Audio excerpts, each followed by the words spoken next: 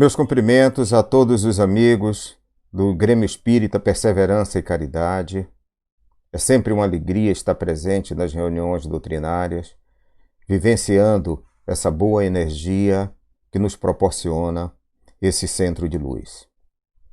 Primeiramente, gostaria de pedir a permissão dos irmãos mentores desta casa para que tenhamos uma tarde de aprendizado, uma tarde de harmonia, e que a luz do Mestre Jesus, ela se estenda sobre todos nós, hoje e sempre.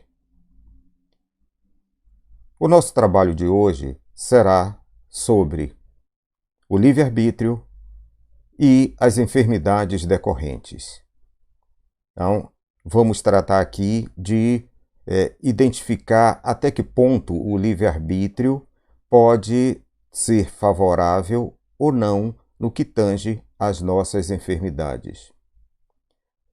Vou iniciar então fazendo um pequeno comentário a respeito de uma narrativa de Platão em seu livro A República, quando ele discorre a respeito de um diálogo entre Sócrates e o seu discípulo Glauco.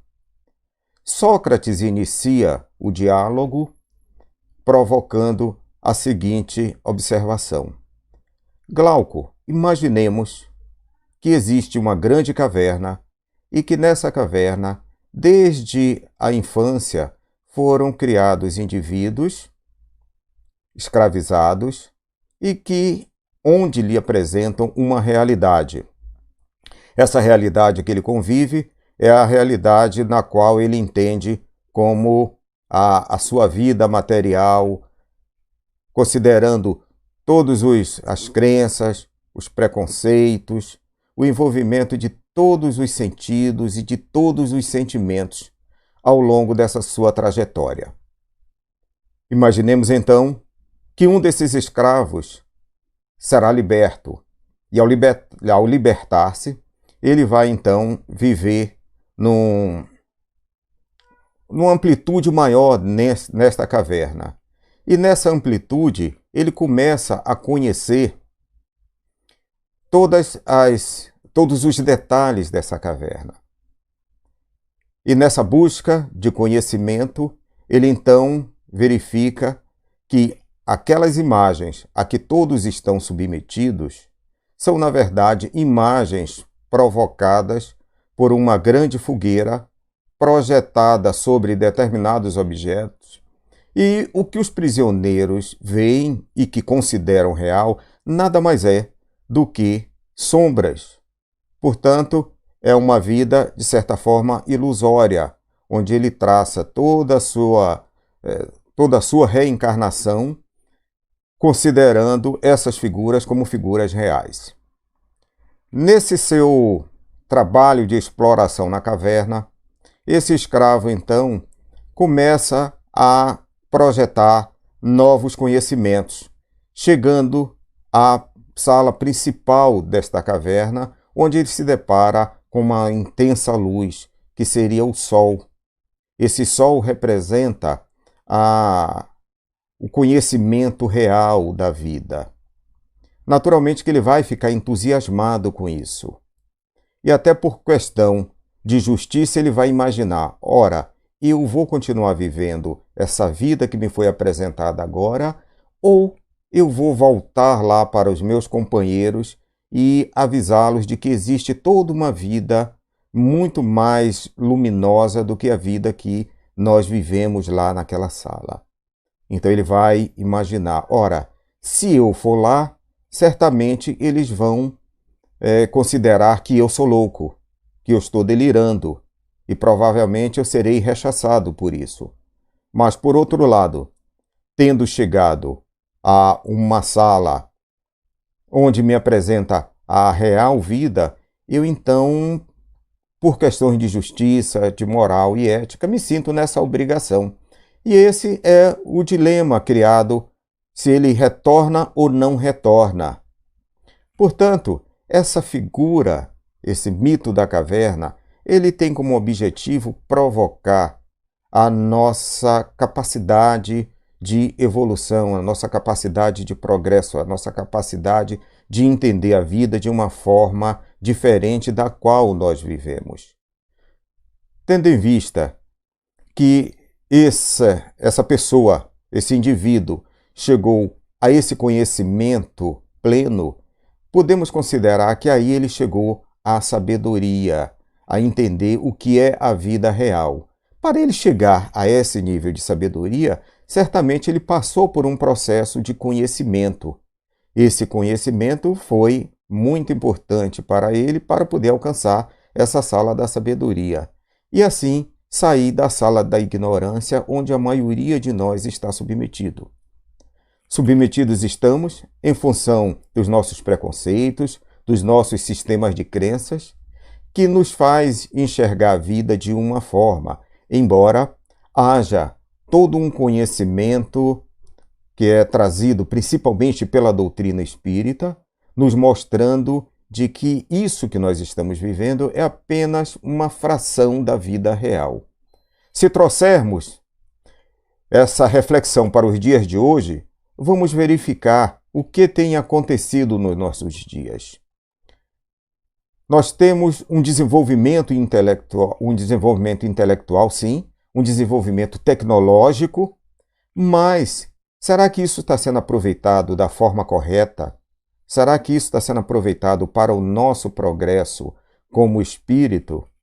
Ou está sendo apenas aproveitado para essa nossa ilusão de vida dentro desse espaço da caverna, dentro desse processo de ignorância? Se nós formos verificar, a tecnologia trazida pela internet, por exemplo, nos abre uma porta fantástica a diversos conhecimentos. Mas será que todos usam essa porta para o conhecimento?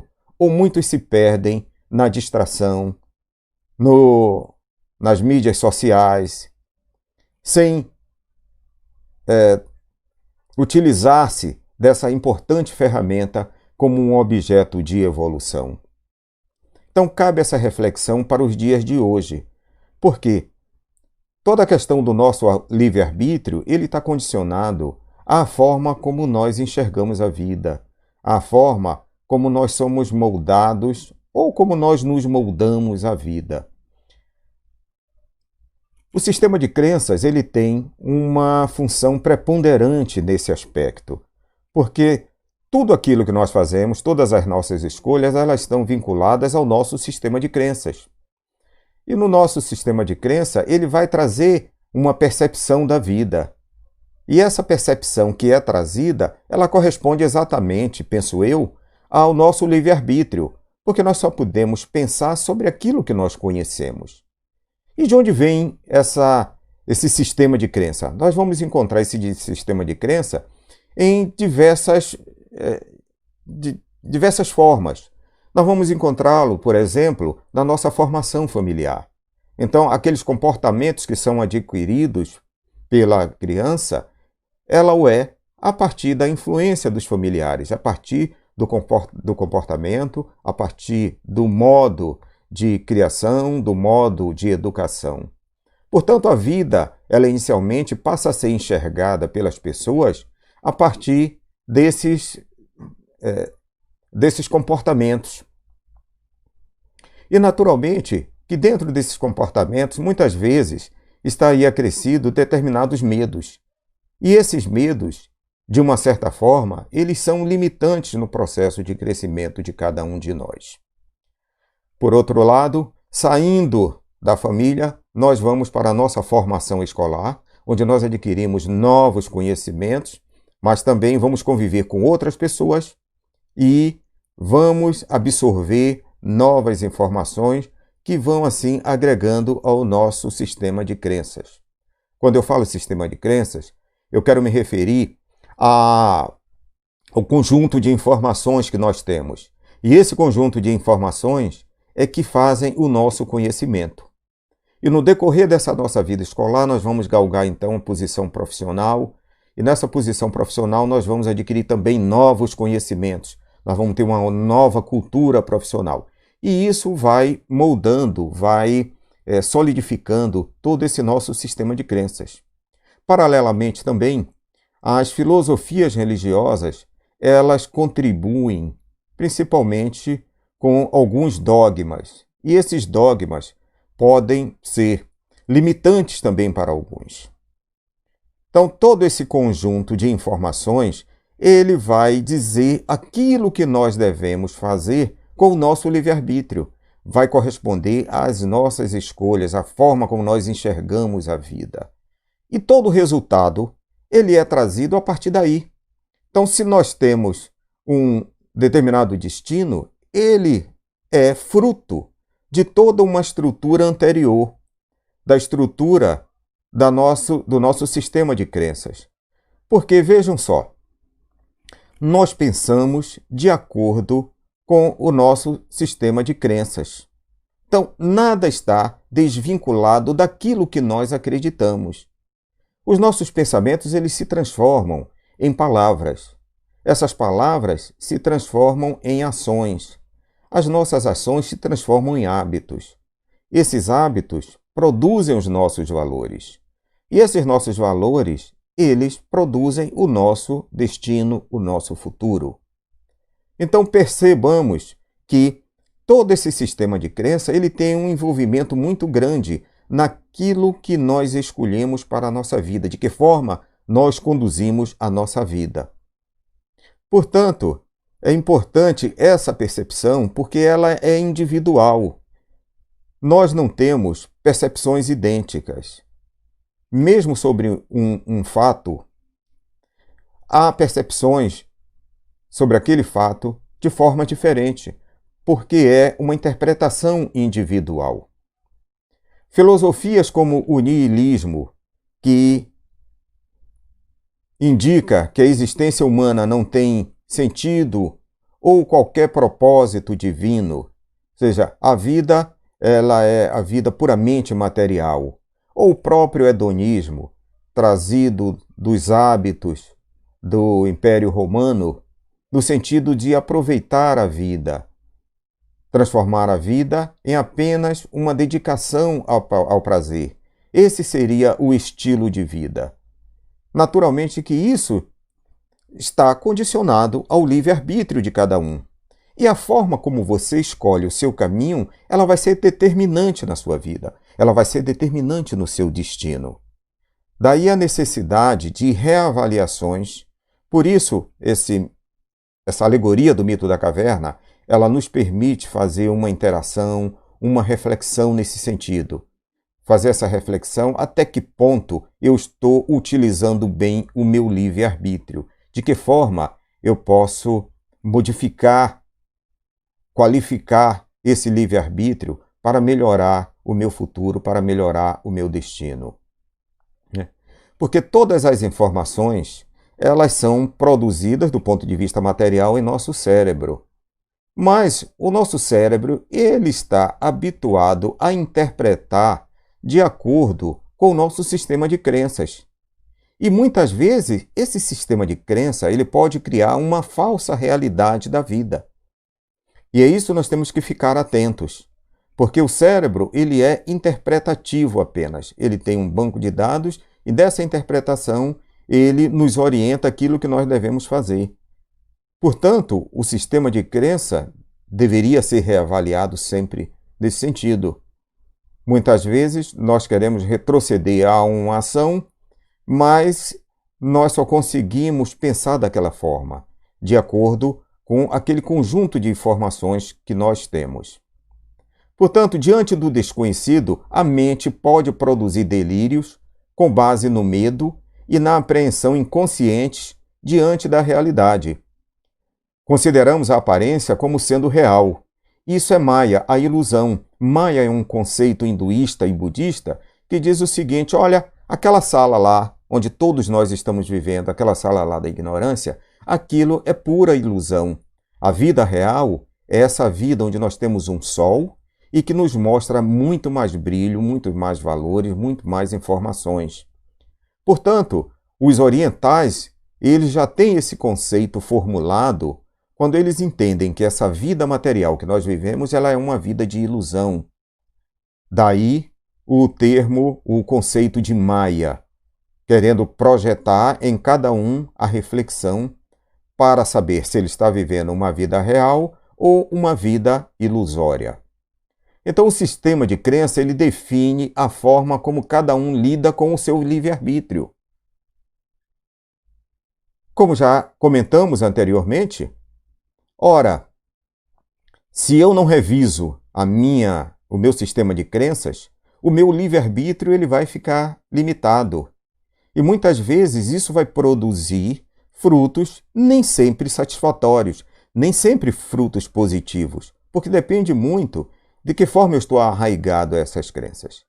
Lembramos que várias terapias hoje têm buscado tratar essas crenças que são limitantes, que impedem o crescimento das pessoas, que impedem a evolução, que impedem as pessoas de enxergarem dentro de um conceito muito mais moderno.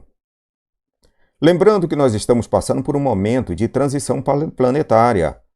E nesse momento de transição planetária, é necessário que nós mudemos a nossa forma de pensar, que nós ampliemos a nossa capacidade de conhecimento, a nossa capacidade de autoconhecimento também, para assim melhorar a psicosfera do nosso planeta, que depende de todos nós.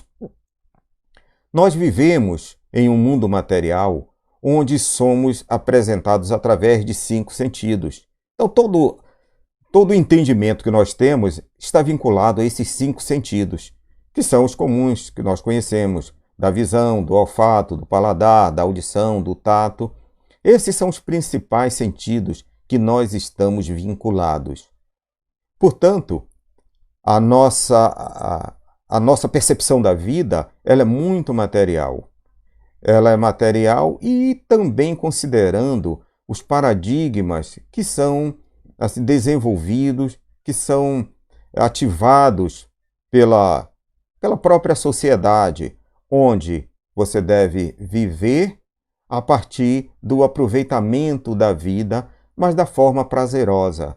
E por que não aproveitar essa vida para ampliar os seus conhecimentos, para ampliar a sua capacidade de entendimento a outro nível, a um nível mais elevado, a um nível mais transcendente?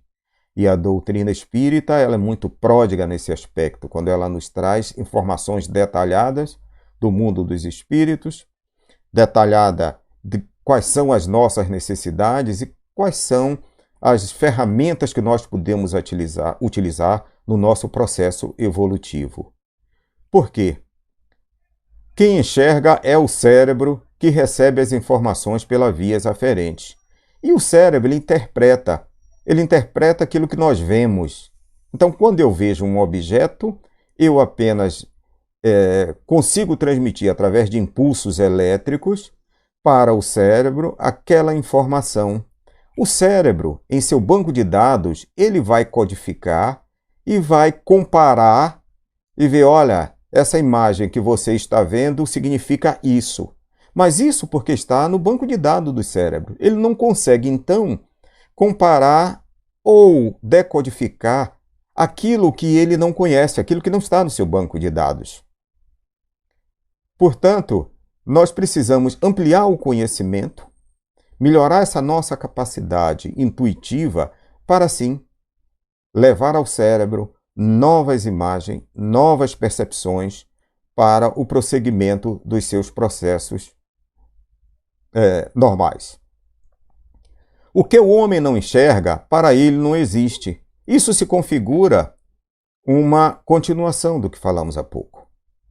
Ora, tem muita gente que entende que eu não vejo isso, se eu não vejo, isso daí não tem sentido para mim. Isso não existe. Só existe para mim aquilo que eu vejo. Aquilo que eu não vejo não existe. Mas imaginemos, uma pessoa ela vive em um determinado bairro e ela nunca saiu daquele bairro. Qual vai ser o universo dessa pessoa? Vai ser aquele bairro. Porque ela não consegue projetar um conhecimento sobre aquilo que ela não tem. Se ela não tem a experiência, ela não vai conseguir transformar isso em uma imagem real que será assim decodificada pelo cérebro.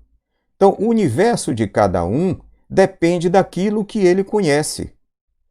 Por isso, o grande número de preconceitos, o grande número de limitação das pessoas. E é essa proposta que nos traz a doutrina espírita, de ampliar essa nossa capacidade de entendimento sobre a vida.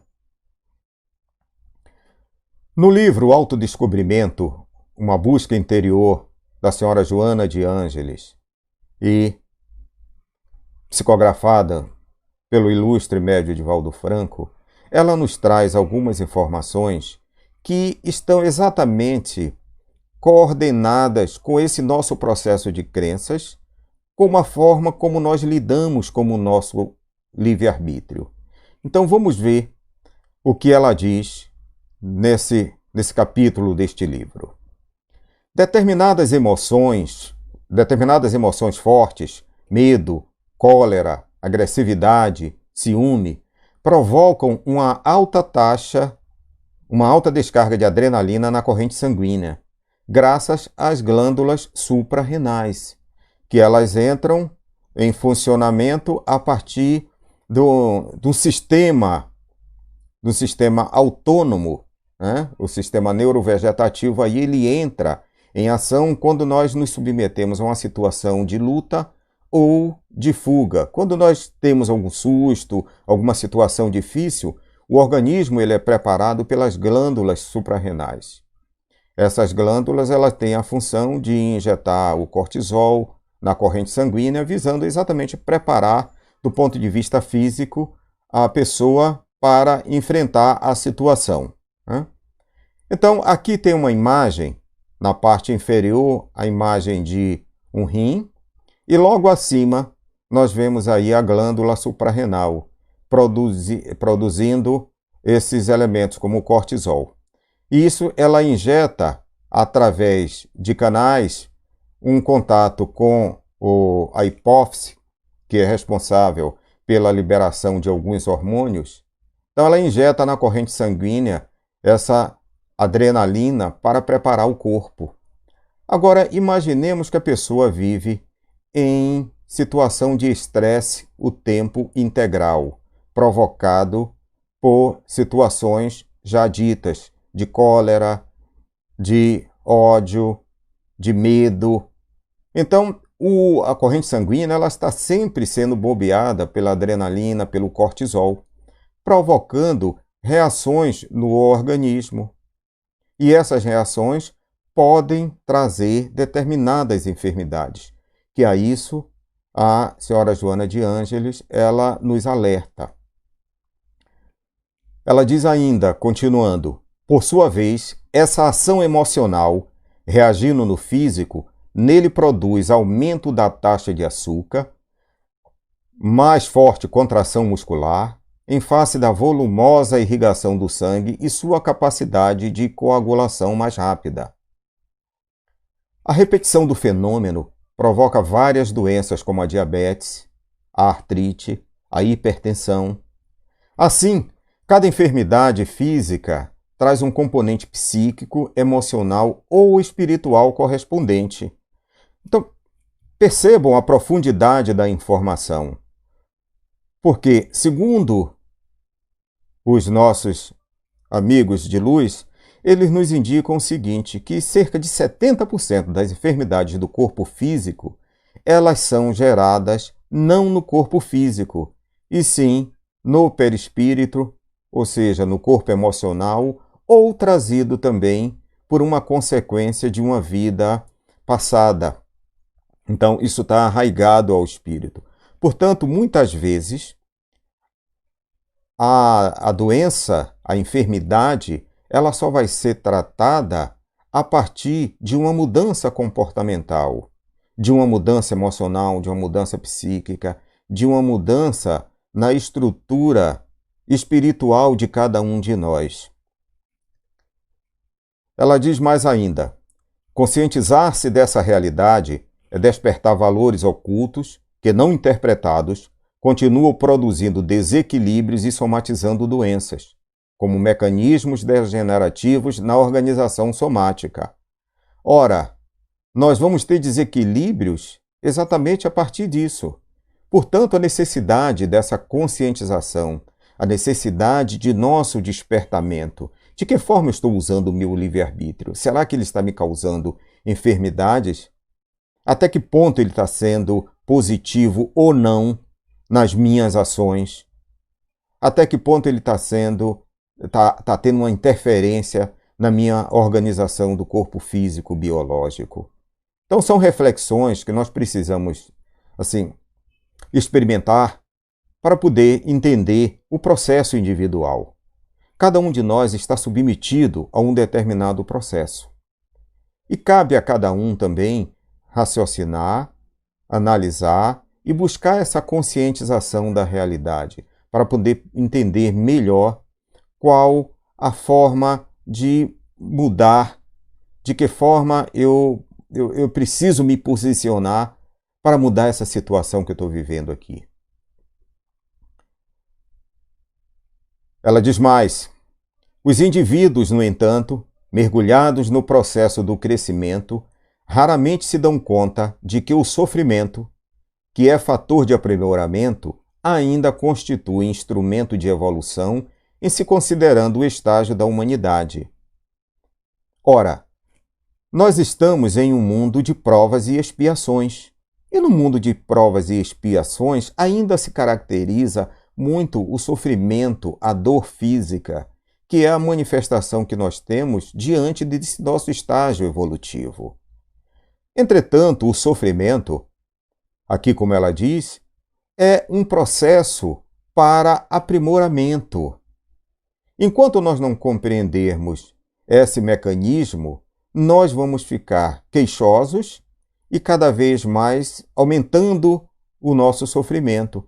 Porque se eu não consigo perceber que eu estou num processo de sofrimento como uma forma educativa, como é que eu vou avançar? Como é que eu vou sair desse sofrimento? Se eu só reclamo, se eu só faço desejar a vida do outro e achando que a minha vida é uma vida desvalorizada.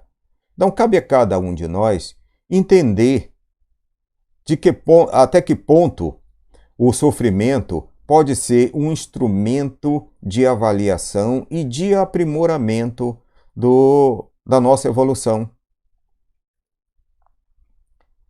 Quando a mente elabora conflitos, ressentimentos, ódios que se prolongam, os dardos reagentes disparados desarmonizam as células dos seus automatismos, as quais degeneram, dando origem a tumores de vários tipos, especialmente cancerígenos, em razão da carga mortífera de energia que as agride. Portanto, se nós não nos livrarmos desses conflitos, desse ódio, do ressentimento, do rancor, da mágoa, da inveja, do ciúme, nós vamos estar bombardeando as nossas células, que vão se reproduzir e se multiplicar de uma forma deformada. E nessa deformação, ela vai constituir novas enfermidades. Portanto, é preciso compreender esse sistema. É preciso compreender que nós estamos nesse mundo de provas e expiações de uma forma educativa. A Terra é uma grande escola e nós precisamos nos adequar a essa escola. Nós precisamos aprender a lição a cada dia. É fácil? Claro que não é fácil. O esforço é muito grande para isso. E todos nós estamos desenvolvendo esse esforço. Alguns mais, outros menos. Mas é inexorável que todos serão levados a um progresso, dependendo do interesse de cada um ou não. Porque nós vamos passar para um orbe de regeneração. Lá é necessário que nós reavaliemos todos os nossos hábitos, que reavaliemos os nossos conhecimentos. Porque só assim nós vamos estar devidamente integrados nessa chamada nova Terra. O autoconhecimento desempenha relevante papel no adestramento do ser para sua superação e perfeita sintonia com a paz. Ora, o conhecimento é uma das ferramentas importantíssimas. O autoconhecimento também, porque nós precisamos conhecer. O autoconhecimento não é só da questão comportamental, psíquica, mas envolve o nosso corpo físico, nós precisamos entender o que é o nosso corpo físico. Nós precisamos entender o que é o nosso corpo energético. Nós precisamos entender o que é o nosso corpo emocional. Nós precisamos entender o que é o nosso corpo mental. Porque há um conjunto de corpos que determinam o indivíduo, que fazem parte do indivíduo. E se nós desalinhamos esses corpos, certamente isso será desencadeado no corpo físico, que é quando nós vamos sentir os efeitos e aí aquele sofrimento da dor física, que é superável. Pior é a dor moral, que é a dor que está no espírito, e que muitas vezes nós desencarnamos ainda com a dor moral e precisa de muito mais recursos para superar essa situação. A medicina nos oferece diversos medicamentos para mitigar os efeitos do nosso sofrimento, mas nós podemos sim modificar o nosso sofrimento a partir do nosso autoconhecimento, a partir da forma como nós enxergamos a vida e como nós a conduzimos. Essa é uma preocupação muito antiga. Paulo de Tarso já disse: desperta, ó tu que dormes, levanta-te dentre os mortos e o Cristo vos ressuscitará. Isso foi dito há quase 2000 anos. Ora, o que é que ele está dizendo? Olha, vocês estão naquela sala que o Sócrates falou, naquela sala da ignorância. Vocês estão dormindo. Então, isso é tão atual quanto há 2000 anos atrás. Porque a senhora Joana de Ângeles, ela tem muito na sua obra incentivado esse despertar de todos nós. Portanto, essa mensagem trazida por Paulo de Tarso, ela é perfeitamente atualizada e traduzindo-se hoje através dos ensinamentos do Espírito Joana de Ângeles, que nos incentiva cada vez mais a buscar o nosso processo de despertamento. A necessidade de equilíbrio entre todos os corpos será o fator primordial para a inexistência de enfermidades. Se nós conseguirmos harmonizar todos os nossos corpos, certamente nós vamos minimizar os efeitos das nossas enfermidades do corpo físico. Aqui nessa figura, ela mostra uma visão, uma interpretação das filosofias orientais com relação ao conjunto de corpos que nós somos submetidos. O nosso corpo físico, o nosso corpo energético etérico, o nosso corpo astral, que seria o nosso perispírito, o nosso corpo mental, o corpo causal, o corpo búdico, o corpo átmico, que seriam assim corpos muito mais sutis e difíceis de serem ainda alcançados pelo próprio nosso estágio de desenvolvimento aqui no planeta Terra. Mas, se nós conseguirmos conjugar uma harmonia entre esses corpos, certamente aqueles efeitos que estão lá no espírito, no perispírito, não serão desenvolvidos no corpo físico, porque o físico ele é modelado pelo corpo perispiritual. Ainda recorrendo aqui aos ensinamentos da senhora Joana de Ângeles, no livro Momentos de Saúde e de Consciência, também psicografado pelo ilustre Divaldo Franco, ela nos diz o seguinte: os momentos de consciência profunda, objetiva, proporcionam a memória da plenitude, passo inicial para a integração no espírito total da vida. Então, ela está nos incentivando a melhorar a nossa capacidade consciencial. Quando galgamos novos níveis de consciência, nós vamos harmonizando esses corpos. Vamos conseguindo integrar esse nosso espírito e integrar a nossa vida como um todo. Vamos passando então para aquela sala da sabedoria, verificar que o Sol nos traz a vida real diferente dessa perspectiva que nós vivemos hoje. Também reforçado pelos ensinamentos dos espíritos de luz, quando eles nos dizem: olha, O que vocês vivem é uma cópia ainda imperfeita daquilo que é a vida real. Segundo aqui ainda o livro, continuando o texto, ela diz: Jesus assinalou esta conquista ao afirmar: eu e meu Pai somos um. Ora, eu e meu Pai somos um significa de que a consciência do Divino Mestre ela está em sintonia com a consciência maior, que seria essa consciência do Pai. Se ele consegue ter essa ressonância de consciência, é porque há uma integração. E é a essa integração que nós somos convocados a começar a elevar a nossa capacidade consciencial para entender de que no universo tudo é consciência, que existe uma consciência máxima, que é a consciência geradora, que nós somos pequenas centelhas dessa consciência, mas fazemos parte desse todo. E esse todo, nós vamos nos integrando à medida que nós passamos por um processo evolutivo, saindo do mundo de provas e expiações para um mundo de regeneração, depois para mundos felizes e, provavelmente, para mundos celestes. Naturalmente, que há quantos milhares ou milhões de anos nós estamos aqui desse mundo primitivo ou de provas e expiações.